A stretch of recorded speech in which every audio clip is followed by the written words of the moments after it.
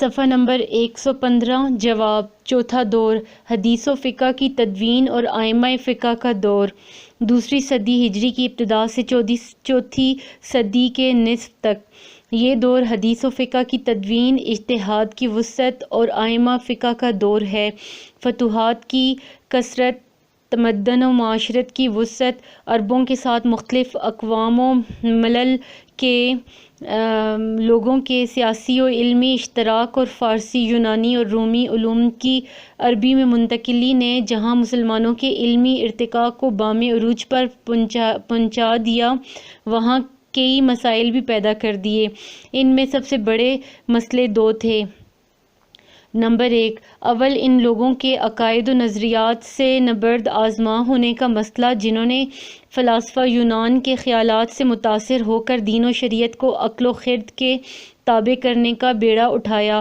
اور نئی تعویلات و توجیہات کو جنم دیا ان میں سے ایک گروہ معتزلہ کا تھا اور دوسرا منتظمین کا ان دونوں کے فکر میں یکسانیت تھی ان دونوں نے قرآن و سنت کے ساتھ تمسک کرنے والے ارباب علم کو ان کے بلند مقام سے گرانے کی کوشش کی عجیب و غریب موشگافیوں سے نئے مسائل پیدا کر دیے اور مسلمہ عقائد و نظریات میں تشکیک و تحبیس کی کو رواج دینے کے درپے ہو گئے حدیث کو ناقابل اعتماد ٹھہرایا اور عقیدہ خلق قرآن جیسے گمراہ کن خیالات کی داغ بیل ڈال کر احکام شریعت کے اعتبار کو کمزور بنانے لگے فقہائے محدثین اس تحریک کے خلاف اٹھ کھڑے ہوئے اور جمہور نے بھی ان کا ساتھ دیا اس لیے اپنے مقصد میں کامیاب ہوئے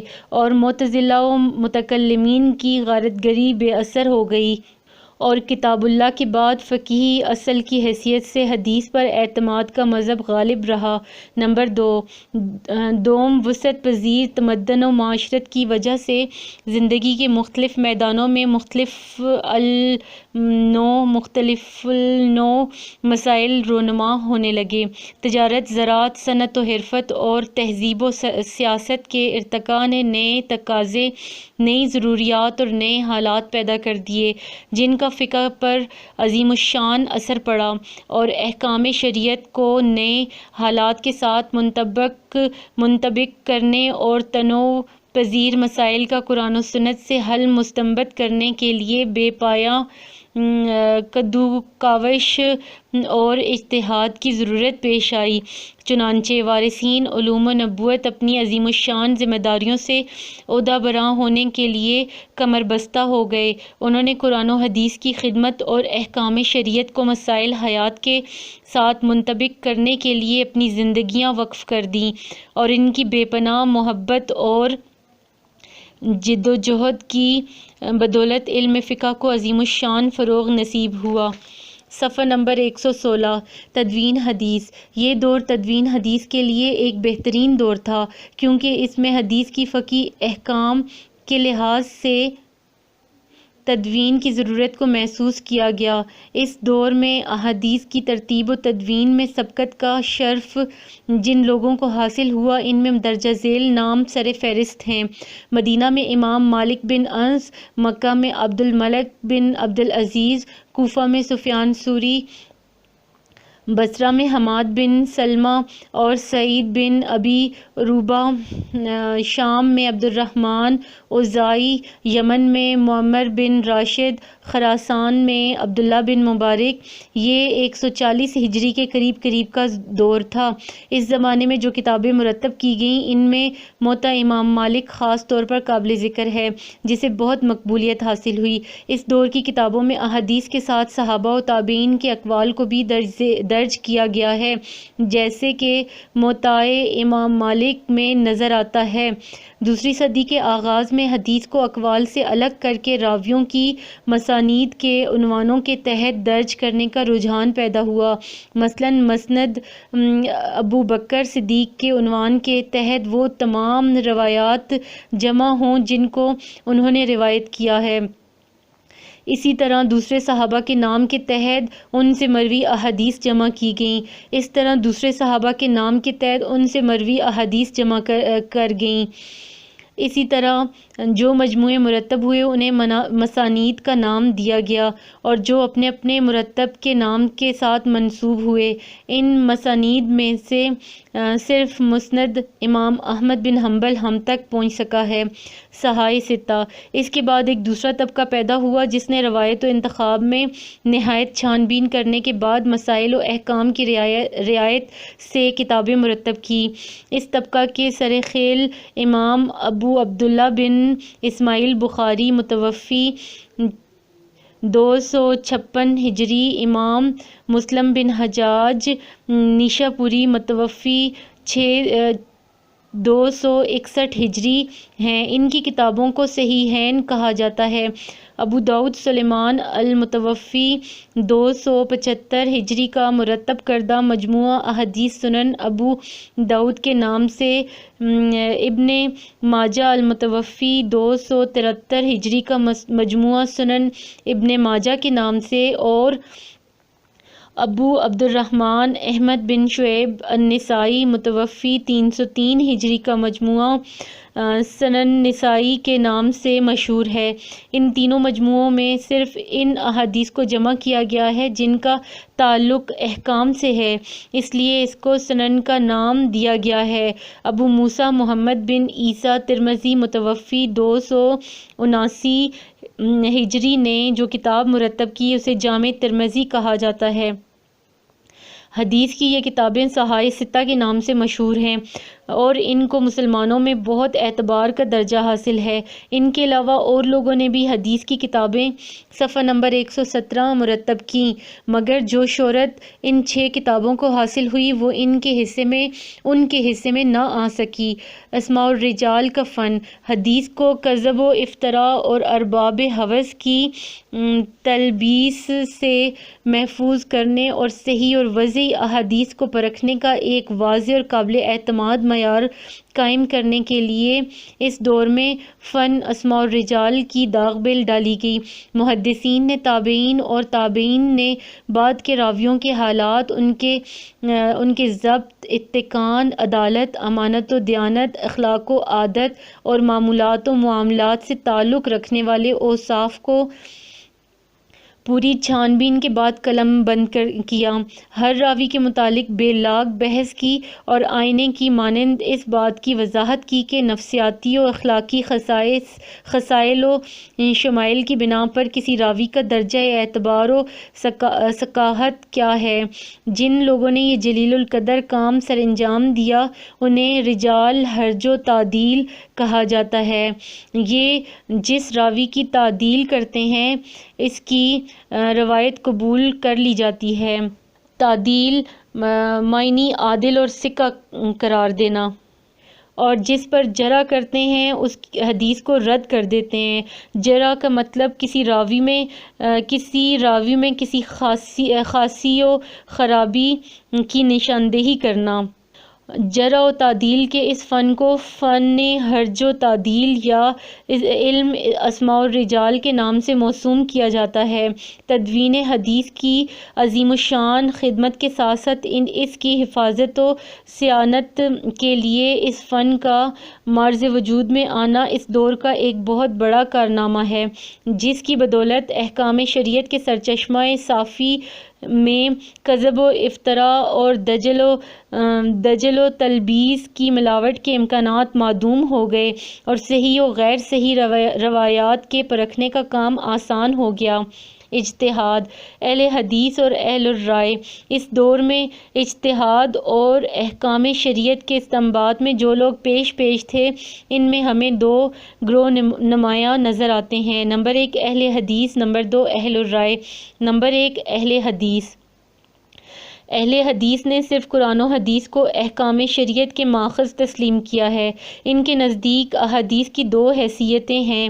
نمبر 1 اول یہ کہ وہ قرآن کریم کی تکمیل و تشریح کرتی ہیں، اور نمبر 2 یہ کہ ان سے شارع علیہ السلام کے اوامر و نواہی اور احکام و آداب کا علم حاصل ہوتا ہے۔ وہ علل و اسباب کو لائق صفحہ نمبر 118 لائق اعتنا خیال نہیں کرتے۔ یہ لوگ صرف لفظ کے مقلد ہیں۔ جس کسی مسئلے میں قرآن و حدیث کی کوئی نص موجود نہ ہو وہاں یہ لوگ خاموش ہو جاتے ہیں اور فتویٰ دینے سے گریز کرتے ہیں۔ نمبر 2 اہل الرائے یا اہل قیاس۔ اہل حدیث کے مقابلے میں اہل قیاس شریعت کو عقلی وجوہ پر مبنی سمجھتے ہیں۔ ان کے نزدیک قرآن و حدیث سے ایسے اصول مستنبط ہوتے ہیں جن کو بنیاد بنا کر زندگی میں پیش آنے والے ہر قسم کے مسائل کے لیے احکام شریعت معلوم کیے جا سکتے ہیں۔ احکام فقہ کے ہر باب کے لیے قرآن و حدیث سے ایسے اصول ماخوذ ہیں جو استنباط احکام کے لیے وسیع بنیاد فراہم کرتے ہیں۔ جب کسی مسئلے میں قرآن و سنت کی کوئی صریح نص نہ ملے تو ان صورتوں کی بنا پر حکم کا استنباط کیا جاتا ہے اور اجتہاد کے اس طریقے کو قیاس کا نام دیا گیا ہے۔ نمبر 3 قیاس اور احسان۔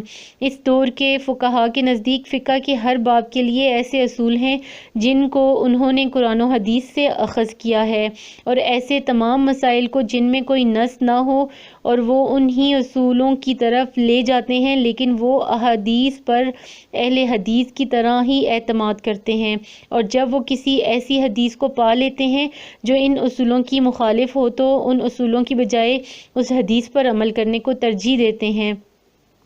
قرآن و حدیث سے اخذ کردہ عقلی اصولوں کو بنائے استدلال بنانے کے لیے مقابلے میں حدیث کو ترجیح دینے کا نام انہوں نے استحسان رکھا ہے۔ استحسان کی ایک دوسری صورت بھی ہے اور وہ یہ ہے کہ کسی باب کے اصل معین کو چھوڑ کر اصول عامہ کو اختیار کر لیا جائے۔ اگرچہ لفظ استحسان کو بطور اصطلاح اختیار کرنے میں حضرت امام ابو حنیفہ اور ان کے اصحاب کو خصوصیت حاصل ہے، تاہم معنوی لحاظ سے اس طریقہ کار کو دوسرے فقہا نے بھی اختیار کیا ہے۔ چنانچہ امام مالک نے اصل معین کے مقابلے میں اصول عامہ اختیار کرنے کو مصالح مرسلہ کا نام دیا ہے۔ قیاس اور استحسان کی بنیاد پر استنباط احکام کرنے والوں کے سامنے فقہ کے پہلے ادوار میں سلف صالحین، دور اول میں حضرت عمر، دور ثانی میں حضرت عبداللہ بن ابن عباس اور تابعین میں حضرت ربیعہ اور حضرت ابراہیم نخعی کے نمونے رہنمائی کا سامان فراہم کرتے ہیں۔ اجماع۔ اس دور میں فقہا نے کتاب و سنت کی طرح اجماع کو بھی اصول دین میں سے ایک اصل صفحہ نمبر 119 قرار دیا۔ اس پر کتاب و سنت کی بعض نصوص سے استدلال کیا ہے جن کا مفہوم یہ ہے کہ جماعت سے نکلنا حرام ہے۔ امام شافعی نے اجماع کی تائید میں یہ آیت پیش کی ہے، وَمَن يُشَاقِقِ الرَّسُولَ مِن بَعْدِ مَا تَبَيَّنَ لَهُ الْهُدَىٰ وَيَتَّبِعْ غَيْرَ سَبِيلِ الْمُؤْمِنِينَ نُوَلِّهِ مَا تَوَلَّىٰ وَنُصْلِيهِ جَهَنَّمَ وَسَاءَتْ مَصِيرًا۔ اور جو رسول سلم کی مخالفت کرے گا بعد اس کے کہ اس کے لیے ہدایت ظاہر ہو گئی اور مسلمانوں کے راستے کے علاوہ دوسرے راستے کا اتباع کرے گا تو ہم اس کو پھیر دیں گے جس طرف وہ پھرا اور اسے جہنم میں جھونکیں گے اور وہ برا انجام ہے۔ اس سے معلوم ہوا کہ مومنین کے راستے کے سوا کسی دوسرے راستے پر چلنا حرام ہے۔ مومنین کا راستہ اجماع ہے اور اس کے خلاف چلنا اجماع کے خلاف چلنا ہے۔ اجماع کی حقیقت۔ اجماع سے مراد یہ ہے کہ جب کسی مسئلے میں قرآن و حدیث کی کوئی نص موجود نہ ہو اور فقہا کے متعلق فتویٰ دے دیں اور اس فتوے سے متعلق کسی کا اختلاف نہ ہو، فقہا اس کو دین کے معاملے میں حجت قرار دیتے ہیں، کیونکہ اجماع کا وجود خود اس امر کی شہادت ہے کہ یہ اتفاق عام کسی رائے کی بنیاد پر نہیں، اس لیے کہ رائے میں اختلاف ضرور ہوتا ہے۔ اختلاف کا نہ ہونا بجائے خود کسی سنت کے وجود کی دلیل ہے جس پر فتویٰ کا دار و مدار ہے۔ اجماع کی صورتیں۔ اجماع کی دو صورتیں ہیں۔ نمبر 1، اول یہ کہ کسی مسئلے میں متفق علیہ فتویٰ صادر ہو۔ اس کی مثالیں ہمیں کبار صحابہ کے دور میں ملتی ہیں۔ اس عہد میں اجماع کا عمل میں آنا آسان تھا، کیونکہ جب کوئی مسئلہ پیش آتا تو بالعموم اہل بصیرت و متفقہ کبار صحابہ کرام کے بامی مشورے اور غور و خوض کے بعد فتویٰ صادر کیا جاتا۔ یہی وجہ ہے کہ اس دور کے اجماعات کو فقہا نے ہمیشہ کے لیے حجت قرار دیا ہے۔ نمبر 2 دوم یہ کہ ایک فقیہ یا چند فقیہ کسی مسئلے پر فتویٰ دیں اور دوسرے فقہا اس پر سکوت اختیار کریں۔ فقہائے حنفیہ ایسے اجماع کو اجماع سکوت کے نام سے موسوم کرتے ہیں۔ صحابہ کرام کے عہد میں اجماع سے مطلع ہونا آسان تھا کیونکہ اس زمانے میں اجماع میں شریک ہونے والوں کی تعداد کم تھی اور پھر وہ ایک دوسرے سے دور نہ تھے، اس لیے ان کا مجتمع ہونا یا کسی مسئلے پر ان کے اختلاف و اتفاق کا علم ہونا آسان تھا، مگر صحابہ کرام کے بعد اجماع کا ہونا یا کسی مسئلے پر اجماع کا علم حاصل ہونا دشوار ہو گیا، اس لیے کہ اسلامی فتوحات کے بعد علماء مختلف بلاد و امصار میں آباد ہو گئے اور اس زمانے میں آمد و رفت اور اطلاع و اخبار کے وسائل ایسے نہ تھے کہ تمام فقہا کے خیالات اور صفحہ نمبر 120 کسی فتویٰ میں اتفاق رائے معلوم کیا جا سکتا۔ یہی وجہ ہے کہ عہد صحابہ کے بعد اجماع کی مثالیں ہمیں کم نظر آتی ہیں۔ فقہ کی تدوین و اشاعت، یہ دور فقہ کی تدوین و اشاعت کا دور ہے، گو صحابہ کرام اور فقہائے تابعین بعد کے آنے والوں کے لیے مشعل ہدایت ہیں اور ان ہی کا علم و تفقہ بعد کے ادوار کے لیے سرمایہ رہنمائی ہے۔ تاہم فقہ کی باقاعدہ تدوین اس دور میں ہوئی۔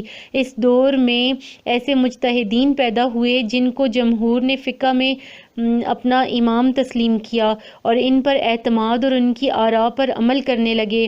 ان کی کوششوں کے نتیجے میں فقہ کو نہ صرف ایک باقاعدہ علم کی حیثیت حاصل ہوئی بلکہ اس کی وسیع پیمانے پر اشاعت بھی ہوئی۔ اس امتیاز کا سبب یہ تھا کہ نمبر 1 جس قدر انہوں نے اجتہاد و استنباط کا کام کیا اسے باقاعدہ مدون کیا گیا۔ نمبر 2 ان کے شاگردوں نے جن کو لوگوں میں قابل قدر مقام حاصل تھا ان کے اقوال کی نشر و اشاعت میں عظیم الشان کام سر انجام دیا۔ نمبر 3 لوگوں میں یہ رجحان پیدا ہوا کہ قاضی کا جو مذہب ہو اس کا علم حاصل کریں اور یہ اسی وقت ہو سکتا ہے جبکہ اس کا مذہب مدون ہو، لہٰذا ان مجتہدین کے مذاہب کی تدوین و ترتیب اور نشر و اشاعت کے کام کو فروغ نصیب ہوا۔ جن مجتہدین کے مذہب کے مذاہب مدون ہوئے اور مختلف ممالک میں ان کے پیروکار موجود ہیں ان کے نام حسب ذیل ہیں۔ نمبر 1 امام ابو حنیفہ نعمان بن ثابت ولادت 80 ہجری وفات 150 ہجری۔ نمبر 2 امام مالک بن انس بن مالک بن ابی عامر ولادت 93 ہجری وفات 179 ہجری۔ نمبر 3 امام ابو عبداللہ محمد بن ادریس الشافعی ولادت 150 ہجری وفات 204 ہجری۔ نمبر 4 امام احمد بن حنبل ولادت 164 ہجری وفات 241 ہجری۔ یہ چاروں ائمہ جمہور اہل اسلام کے وہ ائمہ ہیں جن کے مذہب کو قبول عام حاصل ہوا، ان کی فقہ کی تدوین کی گئی اور دنیا کے بیشتر علاقوں میں کثرت سے ان کے پیروکار موجود ہیں۔ ان کے مذاہب کی کتب مدون ہوئیں جن سے وہ احکام معلوم ہوتے ہیں جن کو انہوں نے مستنبط کیا۔ ان میں اکثر کتابوں کو ان کے شاگردوں نے مرتب کیا اور لوگوں نے بھی فقہ کے میدان میں کام کیا، لیکن یا تو ان کے تمام کاوشیں ان میں سے کسی ایک طریقے کے تابع تھیں یا ان طریقوں کو قبول عام میسر نہ آ سکا۔ فقہ کے جن مذاہب کو جمہور مسلمین میں مقبولیت حاصل ہوئی وہ انہی 4 ائمہ سے تعلق رکھتے ہیں جن کا ذکر ہم تفصیل سے کرتے ہیں۔ صفحہ نمبر 121 سوال نمبر 43 امام ابو حنیفہ کی فقہ پر نوٹ لکھیے۔ جواب: امام ابو حنیفہ رحمۃ اللہ علیہ 80 ہجری تا 150 ہجری پیدائش، نعمان بن ثابت بن زوتی نام ابو حنیفہ کنیت، فقہ کے مسلم امام ہیں۔ آپ کے جد امجد زوتی مشرف بر اسلام ہوئے اور ایران سے ہجرت کر کے کوفے میں حضرت علی کی خدمت میں حاضر ہوئے اور اپنے بیٹے ثابت کو آپ رضی اللہ تعالی عنہ کے سامنے پیش کیا۔ حضرت علی نے ان کو پیار دیا اور دعا فرمائی۔ کوفہ چونکہ علم کا مرکز اور اولوالعزم صحابہ کرام بالخصوص خلیفہ رسول اللہ صلی اللہ علیہ وآلہ وسلم حضرت علی کا مستقر تھا، اس لیے باپ بیٹا یہیں کے ہو کر رہ گئے۔ امام ابو حنیفہ کی پیدائش 80 ہجری میں کوفہ میں ہوئی۔ جب بڑے ہوئے تو اپنے والد کے ساتھ ریشمی کپڑے کے کاروبار میں مشغول ہوئے۔ تعلیم۔ ایک دن بازار سے گزر رہے تھے کہ اس عہد کے مشہور تابعی محدث فقیہ حضرت امام شیبی سے آمنا سامنا ہو گیا۔ انہوں نے پوچھا، بیٹا کیا پڑھتے ہو؟ آپ نے جواب دیا، کچھ نہیں۔ امام شیبی نے فرمایا، بیٹا پڑھو، تمہارے چہرے سے ایک نور ٹپکتا ہے۔ اس روز سے جناب امام ابو حنیفہ حصول علم کی طرف متوجہ ہو گئے۔ فقہ و حدیث کی تعلیم۔ ابتدا میں حماد بن سلیمان سے فقہ کی تعلیم حاصل کی اور بہت سے علماء تابعین امام شیبی، عطا بن ابی رباح، نافع مولا ابن عمر اور عبداللہ بن دینار مولا ابن عمر وغیرہم سے علم حدیث حاصل کیا۔ رسول وسلم کے خاص تربیت یافتہ صاحب علم و بصیرت صحابی حضرت عبداللہ بن مسعود رضی اللہ تعالیٰ عنہ اور حضرت علی رضی اللہ تعالیٰ عنہ کے فیضان کی وجہ سے کوفہ علمی سرگرمیوں کا مرکز بن چکا تھا۔ اس چشمہ علم سے فیض پانے والوں میں حماد بن ابی سلیمان نے تفقہ فی الدین اور علمی بصیرت کی وجہ سے بہت شہرت حاصل کی اور اپنی خداداد صلاحیتوں، غیر معمولی ذہانت و فطانت کی بدولت حماد سے کسب فیض کرنے والوں میں جناب امام ابو حنیفہ کو ممتاز مقام حاصل ہوا۔ چنانچہ 120 ہجری میں حضرت حماد کی وفات کے بعد ان کے جانشین کا سوال پیدا ہوا تو سب نے بالاتفاق آپ کو ان کا جانشین مقرر کیا۔ صفحہ نمبر 122۔ دیدار صحابہ۔ امام ابو حنیفہ نے تابعین کا زمانہ پایا۔ جب آپ پیدا ہوئے تو ابھی بہت سے صحابہ زندہ تھے اور جب ہوش سنبھالا تو آپ کو حضرت انس بن مالک کی زیارت کا شرف نصیب ہوا۔ کہا جاتا ہے کہ آپ بعض اور صحابہ مثلاً حضرت عبداللہ بن ابی اوفا، سہل بن سعد الساعدی اور ابو الطفیل عامر بن واصلہ رضی اللہ تعالیٰ عنہم کے دیدار سے بھی بہرور ہوئے۔ علمی فیوز۔ جب آپ مسند آرائے درس ہوئے تو آپ کی شہرت اور دور تک پھیل گئی۔ تشنگان علم کشاں آ کر اس چشمہ علم سے اپنی پیاس بجھانے لگے۔ ہر وقت آپ کے شاگردوں کا آپ کے گرد ہجوم رہتا اور جب آپ درس دیتے تو سینکڑوں شاگرد آپ کے علمی فیوز کو حوالہ کرتاس کرتے جاتے۔ قدرت نے آپ کو علم میں جو بلند مقام عطا کیا اس کا اندازہ اس سے ہوتا ہے کہ امام مالک اور امام شافعی جیسے عظیم المرتبہ بزرگوں نے بھی اس بات کا اعتراف کیا ہے کہ امام ابو حنیفہ کے مرتبے کو کوئی اور بزرگ نہیں پہنچ سکتا۔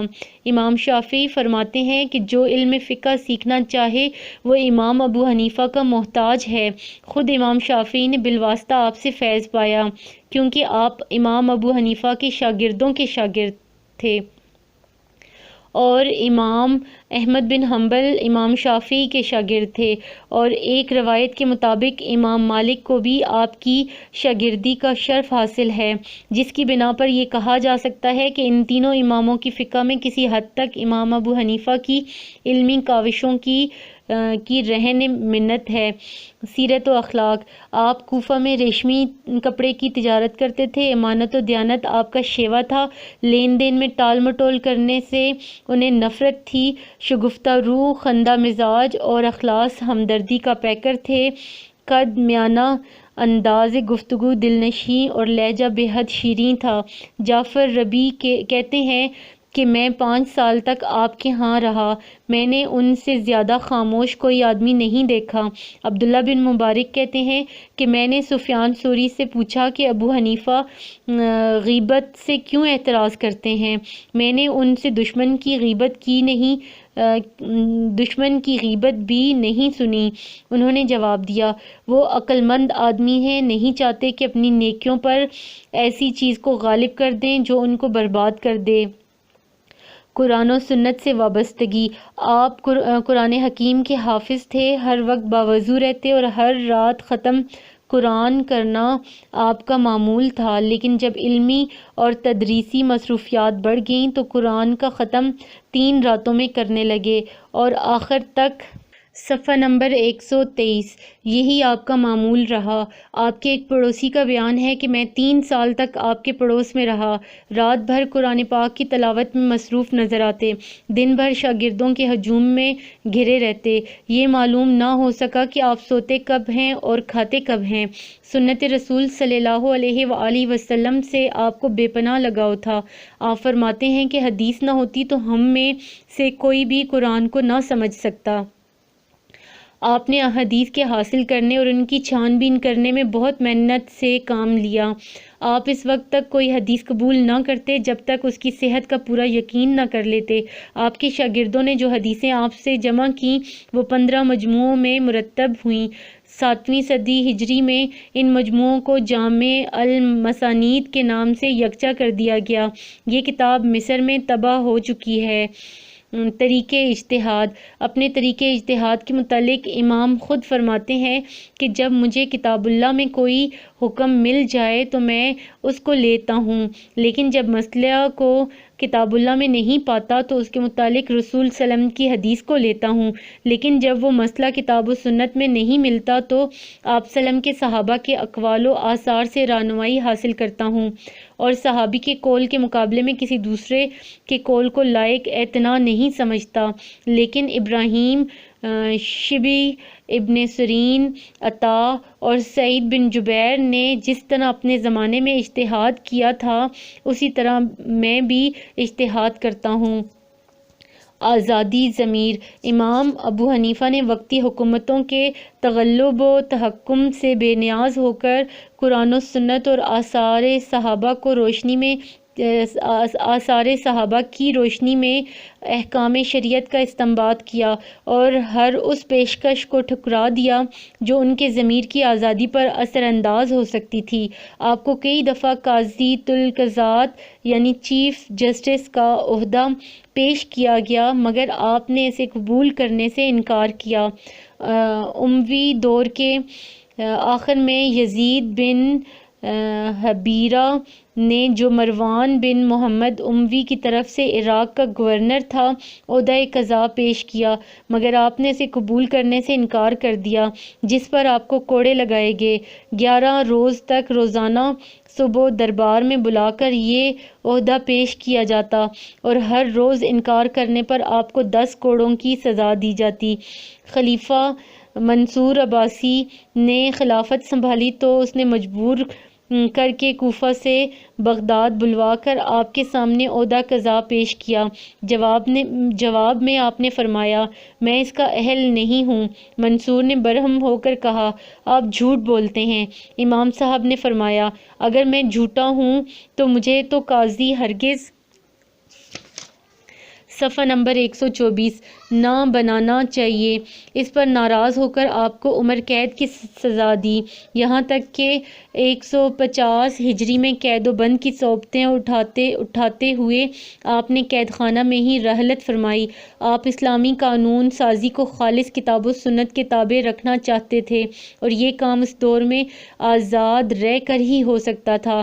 آپ کو اندیشہ تھا کہ نظام ملوکیت سے وابستگی ان کے کام میں خلل انداز ہوگی، اس لیے آپ نے سزائیں برداشت کر لیں، قید خانے میں مرنا قبول کر لیا، مگر عہدہ قبول کر کے اپنے ضمیر کی آزادی کو قربان کرنا گوارا نہ فرمایا۔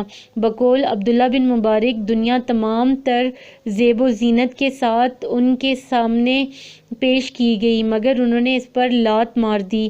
فہم و فراست۔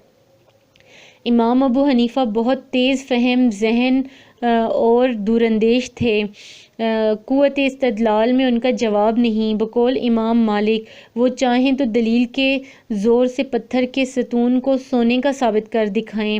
مدینہ منورہ سے اہل علم کی ایک جماعت قرات خلف الامام کے مسئلے پر مناظرہ کرنے کی غرض سے آپ کے پاس آئی۔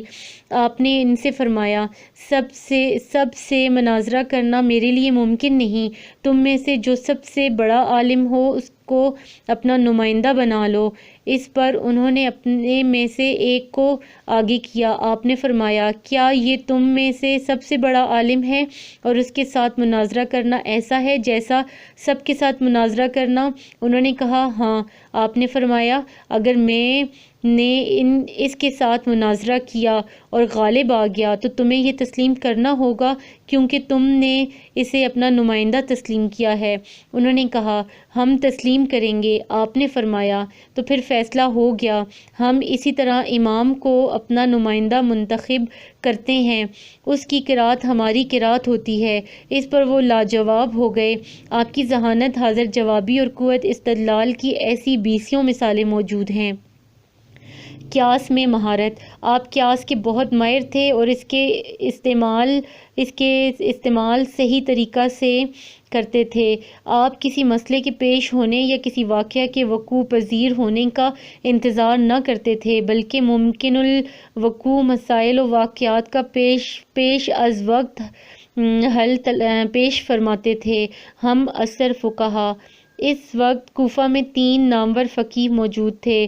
نمبر 1 محمد بن عبد الرحمن بن ابی لیلہ، نمبر 2 شریک بن عبداللہ النخعی اور نمبر 3 سفیان بن سعید ثوری۔ نمبر 1 محمد بن عبد الرحمن بن ابی لیلہ 74 ہجری میں پیدا ہوئے، کوفہ میں 33 سال تک قاضی رہے، پہلے بنو امیہ کے عہد میں اور پھر صفحہ نمبر 125 دور عباسی میں۔ وفات 148 ہجری میں ہوئی۔ امام صاحب سے بالعموم ان کی نوک جھوک رہتی کیونکہ امام صاحب ان کی غلطیاں پکڑتے تھے۔ صفحہ نمبر 125 نمبر 2 شریک بن عبداللہ النخعی 95 ہجری میں پیدا ہوئے، مہدی کے زمانے میں قاضی کوفہ رہے، عالم و فقیہ اور زاہد تھے، ہادی نے انہیں معزول کر دیا۔ 177 ہجری میں کوفہ میں وفات پائی۔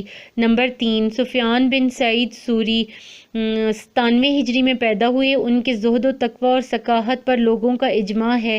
امام ابو حنیفہ کی طرح عہدہ قضاء سے متنفر تھے، چنانچہ اسی کے خوف سے مہدی کے عہد میں روپوش رہے۔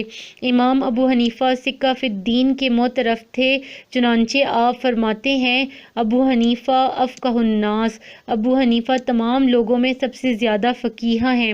کوفہ سے باہر آپ کے چند نامور معاصرین کے نام یہ ہیں: یحییٰ بن سعید الانصاری المدنی، جعفر صادق المدنی، قتادہ بصری، امام مالک المدنی، سفیان بن عیینہ الملکی اور لیث بن سعد المصری۔ تلامذہ: آپ سے بہت سے طلباء نے تعلیم حاصل کی، ان میں سے مشہور و معروف تلامذہ حسب ذیل ہیں: نمبر 1 امام ابو یوسف یعقوب بن ابراہیم انصاری 113 ہجری میں پیدا ہوئے، امام ابو حنیفہ کے شاگردوں میں سب سے زیادہ فقیہ تھے۔ سب سے پہلے انہوں نے ہی فقہ حنفی میں کتابیں تصنیف کیں، مسائل قلم بند کروائے اور ان کی اشاعت اور ہر طرف ان کے علم کو پھیلایا۔ ان کی کتاب الخراج کو فقہ حنفی میں بہت بلند مقام حاصل ہے۔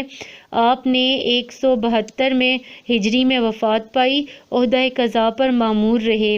نمبر 2 امام ظفر بن حذیل بن قیس کوفی 110 ہجری میں پیدا ہوئے، امام صاحب کے شاگردوں میں قیاس کے سب سے زیادہ ماہر تھے، دینوی کشمکش سے الگ رہ کر ہمیشہ تعلیم تعلم میں مصروف رہے۔ 158 ہجری میں وفات پائی۔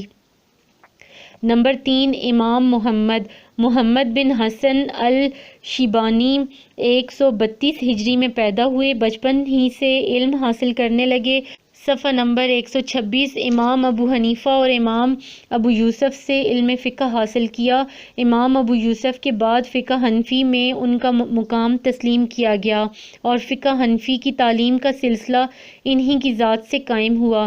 انہوں نے بہت سی کتابیں تصنیف فرمائیں جن میں مبسوط سب سے زیادہ مشہور ہے۔ امام شافعی ان کے شاگرد ہیں۔ 186 ہجری میں وفات پائی۔ نمبر 4، امام حسن بن زیاد اللؤلؤی الکوفی پہلے امام ابو حنیفہ کے شاگرد رہے، پھر امام یوسف کے اور پھر امام محمد سے علم حاصل کیا۔ 204 ہجری میں وفات پائی۔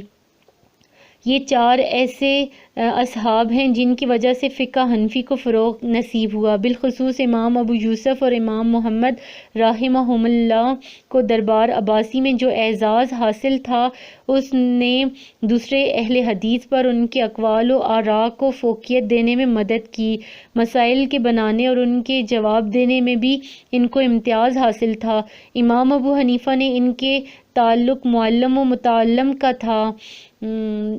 وہ مقلد نہ تھے بلکہ فتویٰ دینے میں مستقل حیثیت رکھتے تھے۔ کہیں وجہ اختلاف نظر آتی تو اختلاف کرتے اور وجہ کی وضاحت دلیل کے ساتھ کرتے، اور در حقیقت اس بے لاگ تحقیق کی تربیت انہوں نے خود امام صاحب سے پائی تھی۔ یہی وجہ ہے کہ کتب احناف میں اس اختلاف کو بے دریغ بیان کیا گیا ہے۔ اس دور میں مسلمانوں میں تقلید نے ابھی راہ نہ پائی تھی، بلکہ مفتی فتویٰ دینے میں مستقل حیثیت رکھتے تھے۔ وہ اپنی مخلصانہ تحقیق کے مطابق فتویٰ دیتے اور اس کی بنیاد پر وہ اپنے اساتذہ کی موافقت یا مخالفت کرتے تھے۔ سوال نمبر 44، امام مالک کی فقہ پر نوٹ لکھیے۔ 2012۔ جواب: امام مالک۔ پیدائش و تعلیم: امام مالک بن انس بن مالک بن ابی عامر 93 ہجری میں مدینہ منورہ میں پیدا ہوئے۔ مالک نام اور ابو عبداللہ کنیت ہے۔ آپ کے دادا ابو عامر رضی اللہ تعالی عنہ رسول ﷺ کے جلیل القدر صحابی ہیں، جو بدر کے سوا تمام غزوات میں آپ کے ساتھ شریک ہوئے۔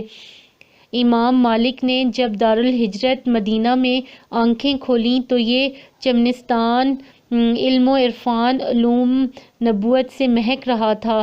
یہاں عبداللہ بن عمر، عبداللہ بن عباس، زید بن ثابت اور ام المومنین حضرت عائشہ صدیقہ جیسے جلیل القدر صحابہ اور صحابیات کے فیض یافتہ تابعین موجود تھے اور لوگوں کو علم و حکمت کے خزانوں سے مالا مال کر رہے تھے۔ امام مالک نے انہی صاحب کمال بزرگوں سے اکتساب فیض کیا۔ آپ کے اساتذہ میں عبد الرحمن بن ہرمز، نافع مولا ابن عمر، ابن شہاب زہری اور ربیعہ عبد الرحمن ربیعۃ الرائے کے نام سے خاص طور پر قابل ذکر ہیں۔ جب آپ کے